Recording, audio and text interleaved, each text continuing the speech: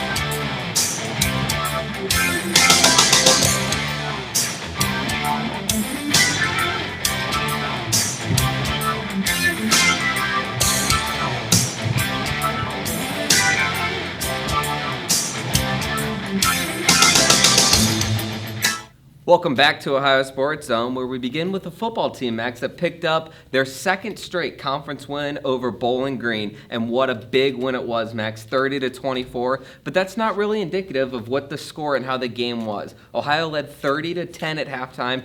They were up 30-17 late into that fourth quarter. They gave up a 4th and 27 for a 35-yard touchdown, for about a 35-yard touchdown, and Bowling Green managed to but Ohio held on, winning 30-24. And so Bowling Green did cover the spread, but that's not significant because Ohio won the game. Now they're 2-0. They've dropped the streak to Bowling Green. They pick up a win on homecoming, Max. Big win for this weekend. Yeah, moving to 4-2 on the season is obviously huge for the Ohio Bobcats. Again, that score not indicative of how the game went at all, 30-24 the final.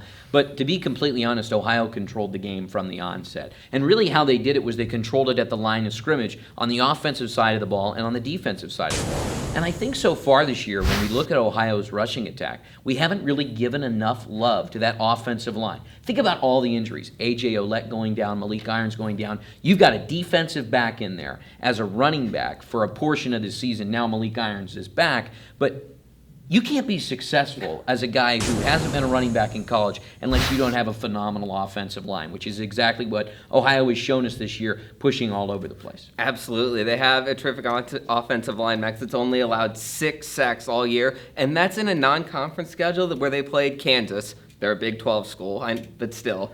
And Tennessee, who's playing Alabama this week, possibly for an SEC title preview. So that's 2 really tough teams. Miami played really good defense. Ohio averages 111.7 rushing yards per game in MAC play this year. Bo Hardy had 83 yards a game Saturday against Bowling Green. Malik Irons, 2 touchdowns, 64 yards. Ohio's running game really taken over. Their quarterback, Greg Windham, is their leading rusher. Yeah, and the thing about Greg Windham is that he's done exactly what Frank Solich was hoping from the onset of the season. And instead of trying to create the offense as his own, he's taken Ohio's offense and done with it what he's supposed to do. Frank Solich made that clear in the beginning of the season. He didn't want Greg Windham running all over the place, being a quarterback who was just running on every play because he felt like he had the chance to. No, he wanted him to go through his progressions. That doesn't mean that he doesn't want him to be a playmaker, because he certainly is one, and he can be. And he showed that at Tennessee, showed that at Kansas, huge run early on in the game that led to an Ohio touchdown. This is a quarterback, though, who is a leader, knows his role, and because he knows his role, that's a large part of why Ohio is 2-0 in Mid-American Conference play. Yeah, and he's guiding the offense, and he's really found a connection there with Sebastian Smith, who had 72 yards and a touchdown. He's Ohio's leading receiver on this year. But Max, as great as the offense has been, the defense is even better. They forced a very good Bowling Green team into 4 turnovers. They had 4 sacks. That's good for 25 sacks this year, Max. That leads the country, not the MAC.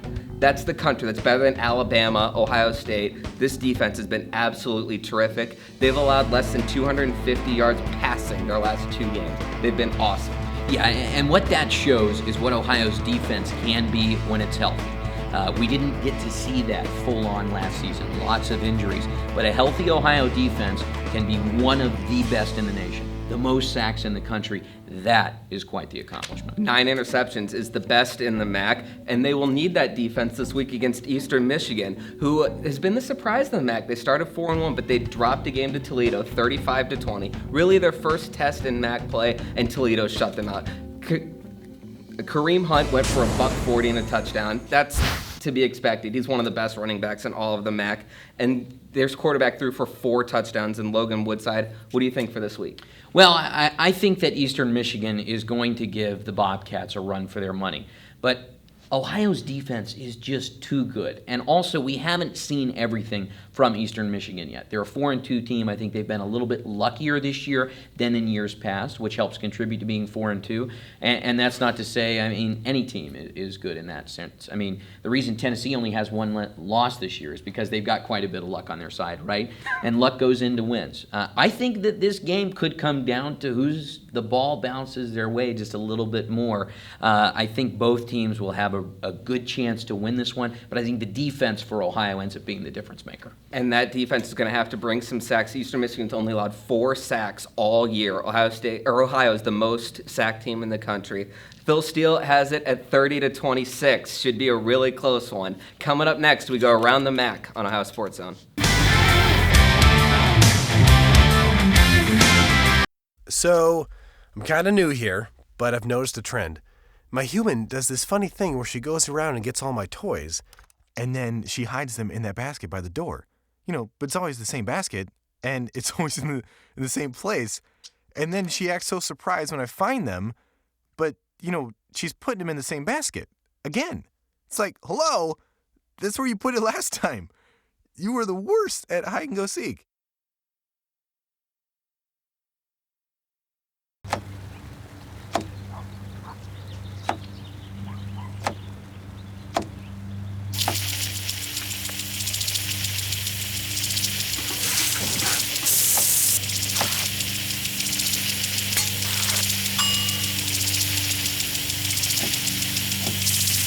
Clean kitchen surfaces, utensils, and hands with soapy water. 1 in 6 Americans will get sick from food poisoning this year. Keep your family safer. Check your steps at foodsafety.gov.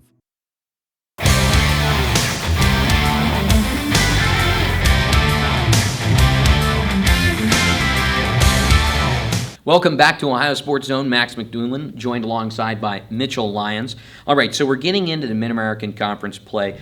We take a look at Ohio's remaining schedule. They've got Eastern Michigan next, 4-2. We already spoke about that. Kent State, 2-4. Toledo, who I think is the most underrated team in the MAC right now. They have only 1 loss so far this season, losing by 2 to BYU, 55-53. Buffalo 1-4, Central Michigan 4-2, and Akron, who sits at 4-2. And that leads us in to the Western Michigan-Akron game. It's a big game this week. Western Michigan ranked now for the first time. What are your thoughts on that matchup? It's going to be an interesting matchup, and if Ohio wants to win the MAC East and get to that MAC title game, they're going to have to take care of business here against Eastern Michigan and against Kent State because their big boys are coming at the end. They don't have to play Western Michigan, and they're very lucky because Western Michigan is now ranked in the AP poll. They're ranked 24th, and when you look, they play Akron this week. Look on paper kind of before the year, you're thinking bit of a mismatch. Akron only has 7 returning starters, but do not take that for granted. Akron's a very good team, but Western Michigan is just the class of the MAC this year. They're by far the best team. They played Northern Illinois, and Max, if you want to be the champs, you've got to beat the champs. They went and played Northern Illinois. It was 24-23, and then Corey Davis, a potential first-round pick, made a highlight catch in the end zone that you're going to see on SportsCenter. You've seen it all week. They knock off Northern Illinois, who's won the MAC 6 straight years. Now Western Michigan's undefeated. They're ranked, and when you look at them, they're just led by their offense. They have a senior quarterback. 2 running backs have rushed for over 500 yards this year, and Jamari Bogdan and Javon Franklin. We mentioned Corey Davis, who's the best receiver in the MAC, and a lot of people are calling him the best wide receiver, or the best senior receiver in the country. But the thing about Western Michigan is we talk about their offense that's been tremendous, averaging over 45 points a game. But, Max, their defense is just as good. 380 yards per game they've allowed, and that's on a schedule where they've played 2 Big Ten teams, Northern Illinois and Central Michigan. That's very good schedule. 380 yards a game. This week they have Akron. Both teams are undefeated in conference play, but when you look at it, you've got to think Western Michigan's the favorite. Yeah, those wins over Northwestern and Illinois in Big Ten play have really been what has vaulted this team into the top 25. When you look at the Mid-American Conference and teams who have gotten respect over the years, it's interesting that Toledo crept up into the top 25. It's interesting that Michigan has crept to, like you said, I mean, they've beaten the champs. Yeah, Northern Illinois has a huge game against Central Michigan. They lost Drew Hare for the season. Going back to Western Michigan, though, they've played the 87th toughest schedule in the country. That doesn't sound good, but for a MAC team, that's pretty tough. They're outscoring their opponents by 132 yards per game. They're outgaining their opponents, and that's against a tough schedule. By the way, Akron's played the 102 ranked schedule. That's pretty easy. They're getting outgained by 53 yards. So you just think Western Michigan's going to roll. They're a double-digit favorite again this week, but they're going to have a clash against Toledo and Kareem Hunt, who's been unstoppable, Max. Yeah, I mean, that is a telling statistic, the point that Akron's been outgained so badly, because when you look over at Western Michigan, that's what analysts really look to and say, this is why this team deserves to be in the top 25. And right now, they're in the conversation for, if they do run the table, of getting in a New Year's Six bowl game. And obviously, for a Mid-American Conference team to do something like that would be very impressive. But Western Michigan has set themselves up. Fleck has really done a great job with this team, putting them in a position to even just be able to say that. And so that in itself is an accomplishment. But they're not pleased with just being 6-0. They're not pleased with where they are even halfway through the season. They see themselves as having the opportunity to continue to improve week by week by week. And that's what seems to make this team so scary, is that they are dedicated to becoming better, becoming more aggressive, throughout the entire season. Amazing. They need to improve, Max. They average 500 yards total offense and have the 6th most points per game in the country. Western Michigan's so good. But a bit of a surprise team in the MAC, Kent State. What? They're 2-4? What? They lost to an FCS school? Yes, Kent State, Max. They're only a game out of first at 1-1. Now they have Miami. Miami is terrible again. They could be 2-1. They played Akron very tough. They have Ohio in Kent next week. What do you think? This is my cellar dweller game of the week, to be completely honest. But Kent State, like you said, their season is set up for a chance to make a little bit of a run and make a little bit of noise. And if there's one thing that we know about Kent State over the years, is that they can surprise you. And I think that's true of any team in the MAC. And so I'm interested to see what they can do throughout the season. Obviously, Miami is terrible, so a loss at Miami would be very concerning. So I think we're going to find a little bit more about how real that team is. Miami, the only team in the MAC without a win. That makes our Bobcat fans pretty happy. Coming up next on Ohio Sports Zone, we go to the Convo and talk a little volleyball. Don't go anywhere.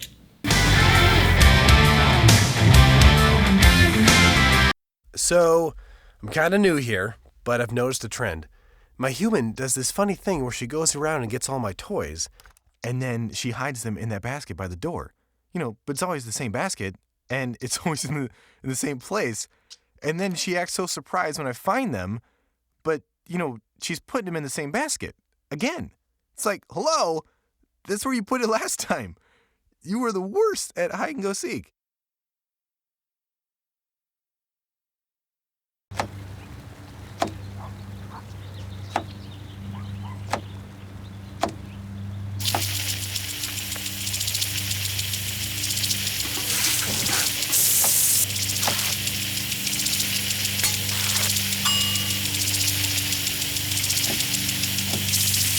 Clean kitchen surfaces, utensils, and hands with soapy water. 1 in 6 Americans will get sick from food poisoning this year. Keep your family safer. Check your steps at foodsafety.gov.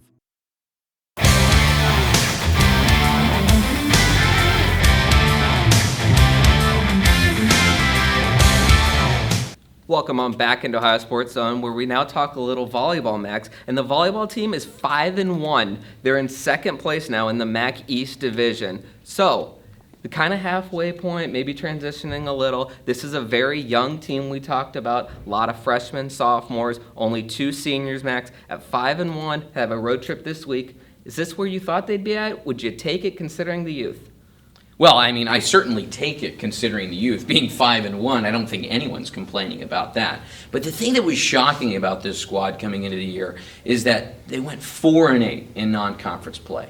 A Dean Webb team never will be satisfied with being under 500 in non-conference. You know, they take a look at their year, and they always want to position themselves to be at least 500 heading into conference play. But they struggled early, and then all of a sudden you come into conference play and you go 5-1. And I think that that is an example of the learning experience that it's been for these younger players. Stephanie Ullman has now fully taken on that setter role. That's been huge for the Bobcats. But also at the same time, Ohio players have really been willing to take on whatever role Dean Webb has asked of them, and that's why they've been able to be sitting at 5-1. They sit at 9-9 overall. I don't think that when they started the year 4-8, they would have been thinking that through 18 games they would have been able to claw back up to the 500 plateau, but that's really quite the accomplishment, especially considering the youth of this team. But also the problem is that when you have a team that's been as successful as Ohio Bobcats volleyball, expectations are always going to be high, no matter who you have on that squad. They lose Abby Gillen, they lose Meredith Ashe. We've talked about this in weeks past. But I think that they're finally kind of pushing that off to the side. They're not thinking about who was here before. Instead, they're establishing a presence of all their own. And that's really important when it comes to being a successful team. You can't look at the shadows of the past. You have to look forward to what you can do in the future. Absolutely. Brooke Coleman even kind of said before the year, yes, we're young, but this goal is still championship or bust. But I think a key for this Ohio team is that Virginia Tech game. They came back, they were up 2-0, they blew it. They managed to take that fifth set, and they played really good. They then came back at home and played Akron and Buffalo. Not two of the stronger teams, but they took care of business. They swept them both. And I think that has propelled their confidence now. They've already played Miami, Kent State, and Bowling Green. They've already knocked off one of them. But when you look at this Ohio team, you've got to first look at the play of the Magnificent One. And you talked about how Ohio kind of taken on different roles. She was out. She played all the way around and struggled hitting-wise. They moved her to libero. Now Mallory Salas is back in the front row, and all she did was win Mackey's Player of the Week. Yeah, no, it's really incredible that she's been able to be so good defensively, so good offensively, even when they get out of system, setting up players to have an opportunity to score. That's something that players, that coaches just die for. To have a player like that who's willing to take on any type of leadership role, who's willing to take on any role on the squad, and she's an example of exactly what every coach looks for when they're trying to build a college team. Magnificent Mal, as you said, and certainly she has been so. You talked about her early season struggles offensively. I think that was an example of the team growing up around her. You know, they didn't exactly know who the setter was going to be. They didn't know who the libero was going to be, and because they had so many questions about libero, they said, all right, fine, you're the best defensive player on the team. We're going to put you there for a little bit while we try and figure things out. And she was willing to take on that role. There's very few people who take 40, 50 swings sometimes in a match who are willing to move to a defensive playing position. Girls who can swing love to swing, but Mallory didn't complain about it. She took the job and she ran with it and really tried to help this team be better. Yeah, it shows why she is a senior and a captain on this Ohio team. All she did this weekend, like we said, she won Offensive Player of the Week, was have 44 kills and 32 digs. Not bad at all. But you mentioned kind of juggling around that setter position, but now that's pretty much set in stone. Stephanie Ullman is now the setter, and Max, she had a rough weekend, but it's the weekend that a young player has to go through. That Eastern Michigan game, she was setter, and then they pulled her because everyone was struggling. They brought in Caitlin Burke. Then they went back to Stephanie in like a split 5-1, only playing halfway around. Then in the fifth set, they went to Stephanie and said, you're the one, go. And she had 11 assists in a 15-point set. She was absolutely terrific. And this weekend, she had 52 assists and 14 digs against Kent State, and 35 and 10, and that's against Eastern Michigan, only playing halfway around. And Dean Webb kind of talked about it, and their players even said, like, hey, You got tougher this weekend. You grew up. Now she has pretty much taken the setter role, and she's better now because of her struggles. Yeah, and I think the 14 digs number, it kind of brings up the struggles defensively that the Bobcats have had this year. Sometimes players aren't in the position that they want them to be, and I think that that's added to the setter struggles in some ways. But Stephanie Ullman doesn't make excuses. Caitlin Burke doesn't make excuses when she's in there in the setter role either. And I think, like you said, it was a great show of why Dean Webb is such a very good coach. He's a very good coach. In that fifth set, he went with Stephanie Ullman, stuck with her, and she played. She didn't just play well. She was a catalyst in them winning that 5-set match, and that was because the coach showed faith in her. Absolutely. She was very good. And Coach Webb kind of said her weakness was digging. All she's done is work on that. Now she had a double-double in 2 straight games. That's all the time we have for this block, but don't go into it. We have a really fun D block coming up. So, I'm kind of new here, but I've noticed a trend. My human does this funny thing where she goes around and gets all my toys, and then she hides them in that basket by the door. But it's always the same basket, and it's always in the same place. And then she acts so surprised when I find them, but, she's putting them in the same basket. Again. It's like, hello, that's where you put it last time. You were the worst at hide and go seek.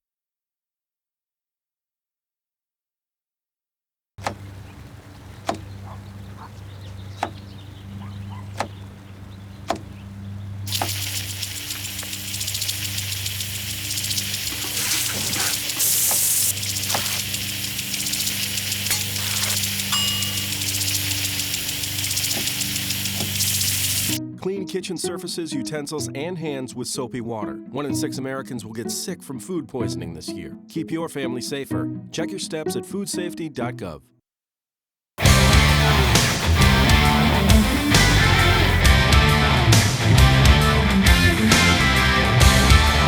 Welcome back into Ohio Sports Zone. Mitchell, women's soccer had a pretty successful win. Tell us a little bit about that. Yeah, the women's soccer team picked up their first conference win of the season as they defeated the Akron Zips 4-1. And Max, this was the first time since September 2nd that they scored more than 1 goal in a game. That includes a game against Buffalo where they went into double overtime. So you hope that this is kind of their breakout, and as they're heading now into the second half of conference play, this is their breakout, and the offense will get going because they need that to happen. They're 0-4 in overtime games, so you just struggle to score. It's tough to win games, but hopefully this is their turnaround. From one team that has struggled to score to one team that we feel like will not, Max, and the men's basketball team. We're doing a quick preview for them, and Max, in short, this team is just absolutely loaded. They brought back everyone except for Treg Setti. That's 4 returning starters and 2 new freshmen. Yeah, no, really what we're looking at here is the non-conference season for men's basketball. This team has some really intriguing matchups this year on the road, the biggest one of those being at Georgia Tech. So they've got this leadership unit. They've got Jerron Simmons, phenomenal point guard, one of the best in the nation, leading this team. They've got Tony Campbell, the returning MAC Player of the Year, an honorable mention when it comes to AP All-American. That's a pretty good guy to have on your basketball team. So when they go on the road at Georgia Tech, they're playing a team who was 21-15 last year. That includes making it to the quarterfinals of the NIT. They have a new head coach in Josh Pastner. Pastner was 167 in 73, made 4 NCAA tournament appearances while at Memphis. They were a powerhouse some years. They went 31-5 in one of those seasons, only making it to the second round of the NCAA tournament. But normally when you hear Memphis, you think pretty darn good basketball team. Well, he's left that program, and he's trying to take his talents not to South Beach, but to Georgia Tech. And they're really excited about what they think he can bring to ACC basketball. So that's going to be a pretty difficult road atmosphere to play in.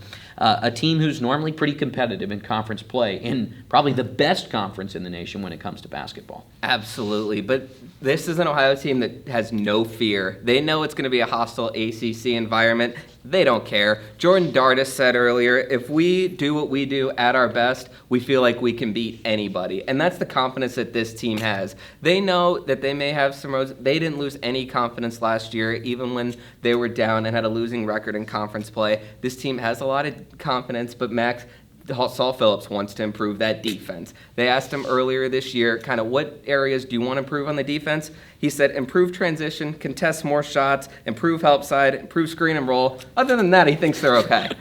So essentially, he's saying everywhere on defense we need improvement. Yep. And that's true. They've got an offense who can score anywhere. And I think part of the problem is that they have so many playmakers offensively. Everyone wants to get involved. Everyone's excited to be on offense. But Saul Phillips is trying to make them excited to be on offense by making them excited to play defense. And what I mean by that is the better you play defense, the more shots you're going to get to take on the other side of the ball. So they're going to really try and work, especially transition. That's huge. When a team is in transition and you can force a turnover and get things going the other way, the stamina and endurance that we know Ohio has can really be on full display if they can do that more often. But they're also not afraid to slow things down. They can post up with Tony Campbell down on the block, but also we know Tony Campbell can be dangerous behind the arc if you give him space. Jaron's been working on his three-point shot, but again, it's not the offensive side of the ball that they're necessarily concerned on. And for Jaron, it's not the defensive side of the ball that he necessarily needs improvement on, but he would argue against that. He's another one of those players who you absolutely love because he thinks he needs to improve every facet of his game. Taking a look at a couple more of these away matchups, there's two opponents in Conference USA. You've got Marshall, who went 17-16 last season. They've got a third-year coach, so just kind of like Saul Phillips, they've gotten better each season, and so that's going to be a tough one on the road. They beat Marshall last year in Athens, and then they play at Western Kentucky, who was 18-16 a year ago, 20-12 the year prior, and 21-11 the year prior to that. So this is a team who's always a little bit threatening as well, so that's going to be an interesting matchup on the road. But at Iona, that is going to be a tough one because Iona loves basketball. It's a tough atmosphere, and that's not a MAC team. That's an MAAC team. They won their conference and made the NCAA tournament a season ago. And a part of the reason Saul Phillips continues to schedule these matchups, though, is he wants to improve his RPI because he believes this team isn't just good enough to win the Mid-American Conference. He thinks it's a team that is going to deserve attention on the national stage. And he's a coach that's not afraid to say that. He thinks he has a very good team. He knows the goal is a Mid-American Conference championship, but they're not afraid to set the bar higher. Absolutely. They schedule some of these games against teams that you'd recognize, and that's because they want to get an at-large bid if they can't. And one thing, Ohio's athletic director is on the selection committee. So if anyone would know what the selection committee wants, by the way, it seems no one knows what the selection committee wants. That's true. But if anyone does know, it would be him because he helps pick the team. So they help make the schedule to get the at-large bid this year. Yeah, no, so again, that non-conference season is going to be difficult, but they like to think that they have the playmakers, they have the objectives in place to be able to go and play in these difficult road environments. But also I think something that is really exciting for the Ohio Bobcats was last year the home atmosphere seemed to get better throughout the season, especially in Mid-American Conference play. At times, the playing in the Convocation Center in Athens, Ohio, has been the toughest place to play in the MAC. I don't know if that was necessarily the case last season, but I think this year we could see that happen. And that's something that Saul Phillips really wants to see and this team wants to see. And it's an exciting enough team that the atmosphere here could be just as good as some of these places they're playing on the road. Absolutely.